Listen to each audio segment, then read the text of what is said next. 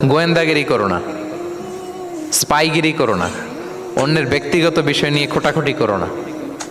এরকম স্বভাব আমাদের অনেকের আছে না নাই? অনেকে দেখবেন যে অনেকের প্রাইভেট বিষয় নিয়ে খোঁচাখুচি করতে সে বড্ড মজা পায়। আছে এরকম? এটা হারাম। আওয়াজ করে বলুন, এটা কি?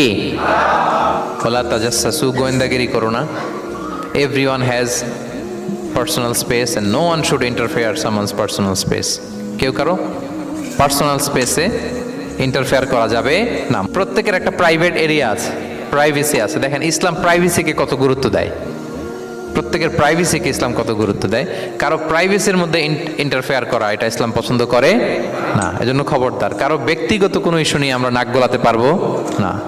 কারো মোবাইল ধরে মোবাইলের গ্যালারি চেক করা, কারো ইনবক্স চেক করা, কাউকে না বলে কারো চিঠি পড়ে ফেলা, উকি মারা, আড়ি পাতা, এগুলো হারাম।